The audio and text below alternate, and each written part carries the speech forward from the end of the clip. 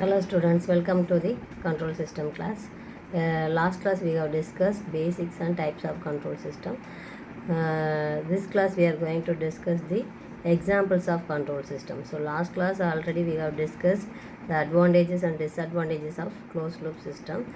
So some more important points are just go through this. Accurate, less affected by noise. Closed loop systems are accurate even in the presence of non-linearities. So accurate because the closed loop systems are also called as automatic control system. So the values are accurate. So the noise signals also very less. So it is accurate and less affected by noise. So even in the presence of non-linearities, the systems are accurate. So non-linearities means, so linear means if the input increases, the output also increase. Non-linearity means if the input increases, the output decreases. So even in the presence of non-linearities also, the systems are accurate. What are the disadvantages of closed loop control systems are complex and costly. Feedback lead to the oscillatory response. So unstable. So complex and costly because of the feedback signal.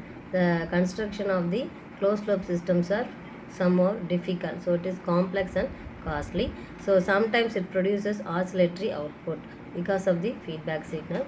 Systems are unstable. So we have to take more care to reach the stability of the system. So these are the disadvantages of closed loop system. Next one is we are going to discuss the examples of control systems. So here we are going to discuss temperature control system. So look at the picture. This is the block diagram of temperature control system. We can say it is open loop system. Here what are the components means electric furnace, A to D converter, analog to digital converter, interface, digital display, then relay control circuit.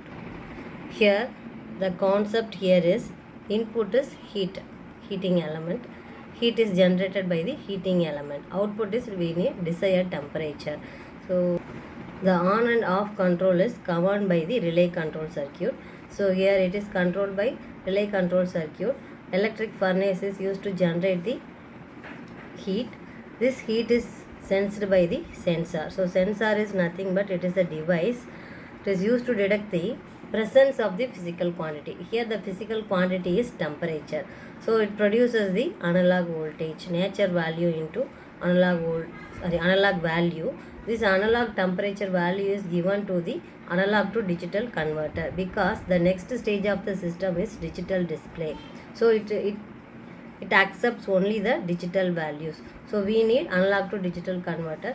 The interface is nothing but the channel or mediator. So here the input is heat, output is desired temperature. So what is the important point here means the output, any changes in the output quantity means the relay circuit cannot correct the changes in the output quantity automatically. So it produces variation between the reference signal and the output signal. So this is the open loop system. Cannot correct the changes in the output quantity automatically. This is the example for open loop. So open loop system, temperature control system.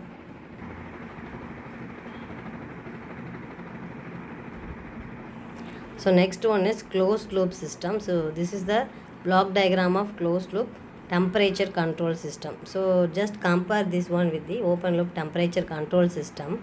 Here difference is feedback path element only. The remainings are the same: electric furnace, sensor, ADC, interface.